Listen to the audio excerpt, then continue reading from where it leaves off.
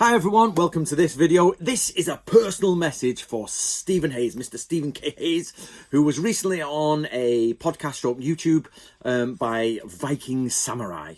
Now, I spoke to Viking Samurai and he asked, could I go on with a Budokan member?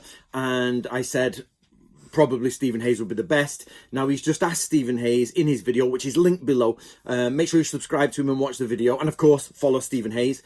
And basically, he said, you know, should we get on and do stuff with Stephen Hayes? So he's brought Stephen Hayes on and basically he's asked him about me. What does he think about my work, etc., etc. And Stephen has said, he made his description, which I'll talk about in a minute. And he said, please get Anthony to answer, you know, his confusion, which no problem, I can do. So, but before we start that, I do think me and Stephen Hayes should go on Viking Samurai's channel and do a discussion. And Stephen rightly said, because I said the same thing, Stephen, I said the same thing. Viking Samurai said, should I get a Budokan member on? And I says, well, they're going to say my master's right. And I'm going to say, your master's wrong. And they're going to say, I said exactly the same as you, Stephen. I said, that's not going to work. So I think me and Stephen Hayes should go on Viking Samurai's channel and talk about something productive. Like, you know, maybe the future of ninjutsu, how to get round the problem of ninjutsu. Obviously, everyone wants to know about the sort of like, is it real? Is it not real? How can we take what's real from that and create something in the future?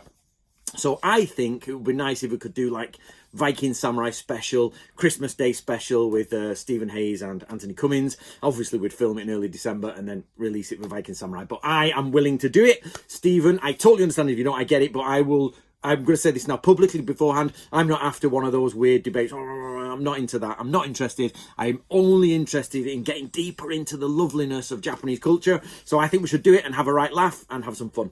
I did recently message you, Stephen, on Instagram. I've now restarted Instagram, guys. So I closed my old account and I've started it again. But I did message on there. I was going to say we should do a seminar, really. So anyway, here we go. This is the bit. Sorry, my dog's at my knees. Come on then, Bolt. Come on. The dog always comes up for a cuddle. Right, okay. So Viking Samurai asked Stephen Hayes, he says, what do you think of Anthony Cummins? And Stephen Hayes has said, you know, he was very polite, he says nice, and, you know, he's a good researcher. Oh, I didn't say good researcher, he's done a lot of research. And that, you know, Anthony has been nice to him, and I think Stephen Hayes is wonderful. He's one of my, you know, it was all our childhood heroes reading Stephen Hayes books, and he's the generation before us. And it's just a shame my research came out there. So he said, though, he doesn't understand what I am doing with Natori Ryu. And there was a couple of things that were an incorrect understanding here. Sorry, the dog's being a bit clingy. So a bit of an incorrect understanding here. So one of the things, the mistakes that everybody makes, Stephen Hayes included here, which I'm a bit disappointed about, I thought people would be following my work a bit closer, is they say, Anthony has said ninjutsu is not real, but then starts his own ninjutsu school, Natori Ryu. This, and Stephen said he doesn't understand it. Could I please explain the apparent contradiction? And to be honest, Stephen, you're not the only one who asked that question, and maybe I'm not being clear with it. I think I have been clear, but maybe most people don't watch a lot of my videos. So this is it.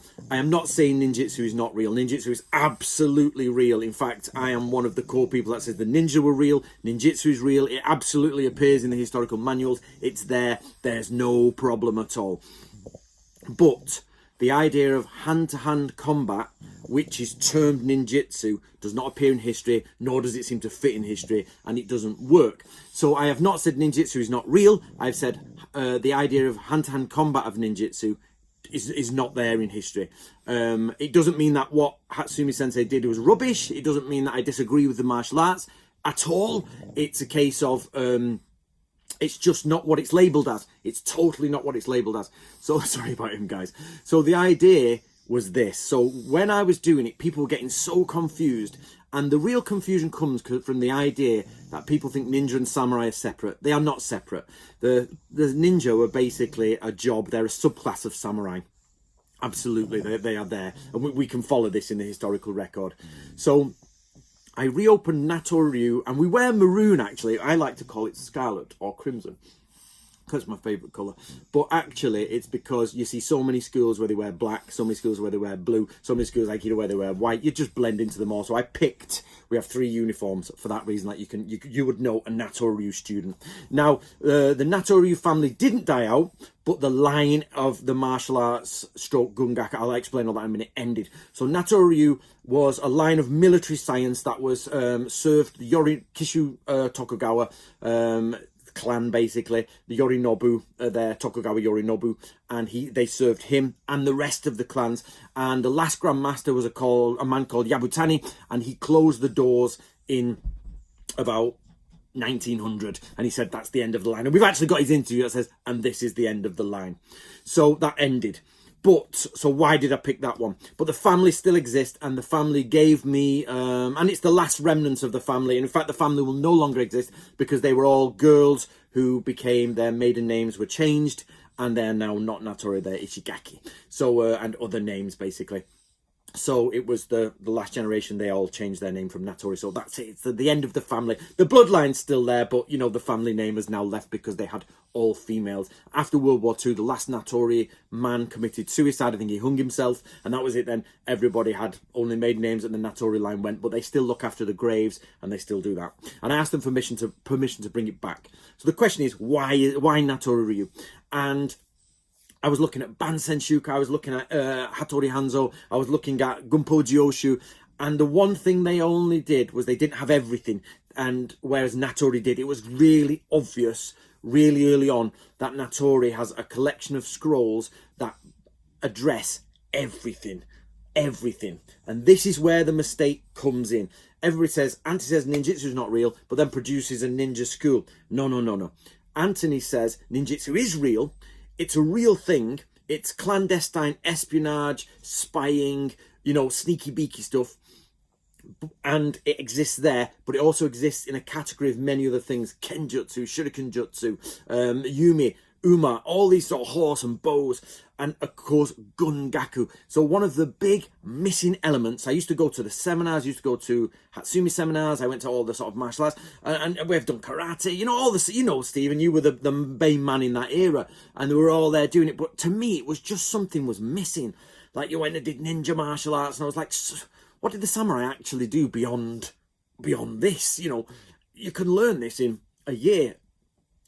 Most people think you need decades to study and master a martial art. That's not true. When you look at the old scrolls, they say you've got to be a master of this within 7 years.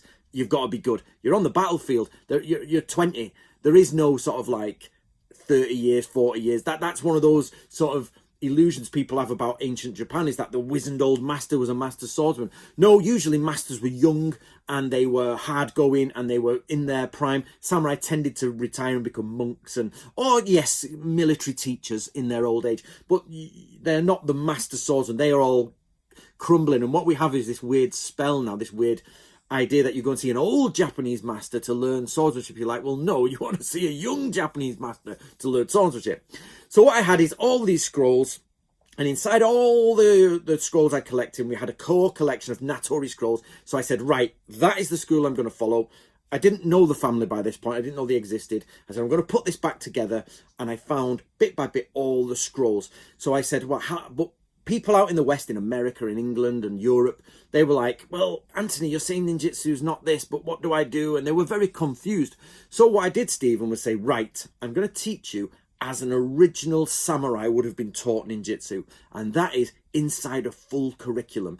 Here is a full curriculum. You start with Heika Jodan, how to deal with like basic samurai things.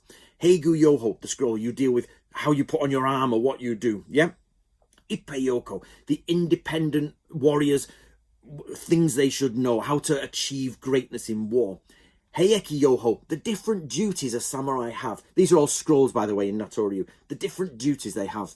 Suisen Yoho. Oh, okay, the how we work with battle fleets and ships, and how do we cross water, and how do archers move through water, and what does ship's formation like, and how do you get out in a ship, and what's the magical spells you use on a ship, that type of thing. Then you've got Gunki Yoho, which is a little bit esoteric. That's all that we look at the stars and the clouds, and we look at the lunar mansions. That's like where the moon hits the star, what time of day it is, what time of night it is the tide in, is the tide out, and that's what that does. Then you get Gunbai Yoho. These are the spiritual teachings, stuff that I think Stephen Hayes would love. Gunbai Yoho, which is, right, okay, how do we get rid of a decapitated head? I'm not saying Stephen Hayes likes decapitated heads. What I'm saying is the Buddhist spell for that. And what about if we kill people, the Buddhist spell of the dead? Well, how do we get all that sorted? And how do we do, like, rituals for our ancestors? It's all there in that. Then you get on to, let's get my list going now. Right, Gunshu Yoho, the Chinese military teachings, the different things, the how, you get the core stuff. And then you get Gunyaku Yoho, which is the military powders, which I actually cannot find, guys. So imagine all that, all that teaching done. And then there's another book that Natori did, which was the Shoninki. And there's actually 2 more he did in ninja manuals. And they're the ninja stuff. So after you've learned how to move as a samurai, you learn basics of like army ritual stuff, how to go in water, the different esoteric rituals. And alongside that, you also learn the ways of the ninja, espionage, secret writing, powders, explosives, creeping in, psychology, all those things come together. So when you see us guys, Stephen, in our maroon stuff, whether they are good or bad, like everybody knows, you get great students and you get bad students. You get people who are genuinely a bad student, they're not very good as a person, or they've, they're good enough to be in the school, but they don't really do what they're meant to be doing. And then you get people who are excellent and understanding intellectually, and you get people who are great martial artists. But on top of that, you have to learn martial arts as well. So not only we do all those 10 things, plus that, there are more deeper scrolls about spirituality, and it goes into the way of Confucianism, and not Confucianism, comes into the way of Shinto and Buddhism, and that comes from the Kusunoki line. So Natori Ryu started here, and the Kusunoki line were here with Kusunoki Fuden and Yui Shosetsu and the Kemu Restoration, and they came together, and basically one man called Natori Sanjuro Masazumi wrote everything down, and I have spent the last 10 years tracking all these scrolls down. I'm missing something like 3 or 4 out of 30, and in context, when you turn up to one of my seminars, you turn up to understand, people no longer go, oh, so what is ninjutsu? I say, well, let me show you what the samurai do, and that's ninjutsu. So when people say Anthony says ninjutsu is not real and he started his own ninja school, it's totally wrong. Anthony has said that the hand-to-hand combat does not exist at all in history of the ninja. It doesn't exist. But the ninjutsu itself does exist, and it fits into all these things. And on top of that, you have, outside of Natori Ryu, you have to learn martial arts. So when people say to me, like, so with Stephen Hayes or Hatsumi, what are they doing wrong? I'm like, no. I actually make a principle of never abusing, calling, or being negative towards other people's martial arts, because on the whole, humans are dangerous people. Now, Stephen in the interview talks about this. You get people just want to try and put the foot in at a seminar, they want to try and give the boot in and give it a go and all that, and it's like, they do that, and that's why I stopped doing martial arts so much publicly, and that, because it's just not a very nice environment. You keep it private, which is what the samurai used to do.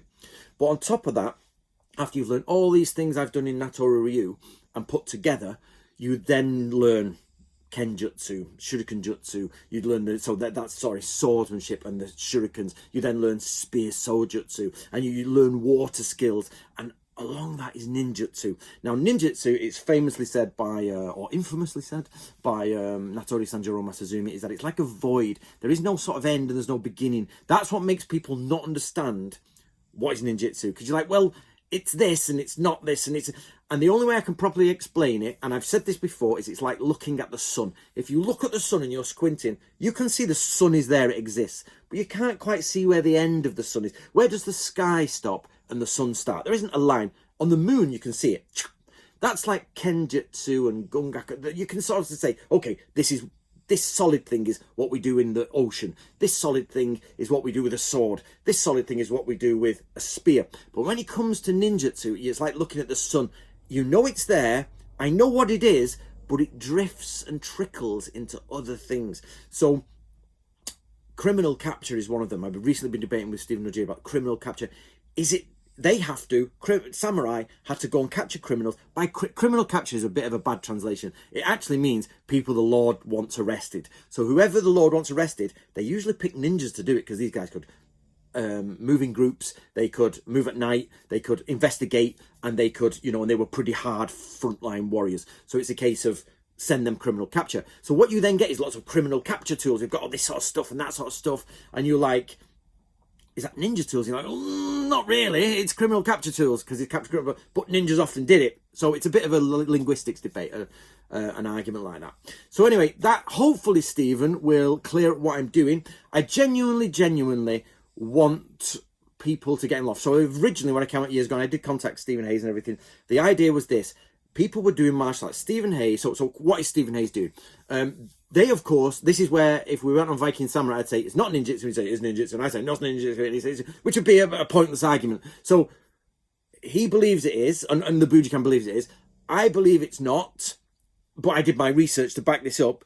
But that's where it stops, so let's not discuss that. Let's move on to something else. Do you know what I mean? So the question often pops up, and people say, well, what are the Bujikan doing? What is Stephen Hayes doing? Stephen Hayes is doing a version, if you like, of traditional Japanese jiu-jitsu, old school Japanese jiu-jitsu, put together by Takamatsu.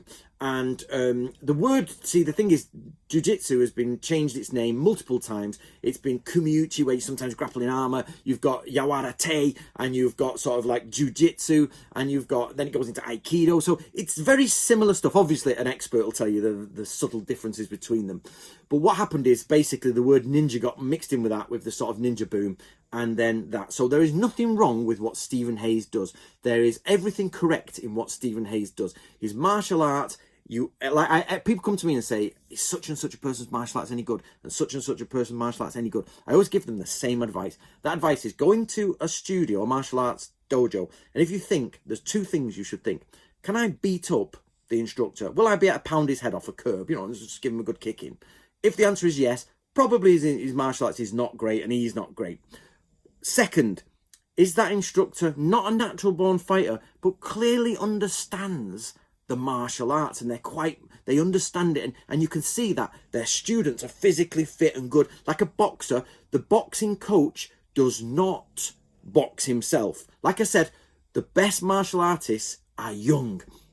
The boxer is young. The boxing coach says, listen, you're doing this wrong. You want to jab here, you want to do this, move your left, blah, blah. And the young boxer who's less experienced will be like, okay, boss, I'll do that.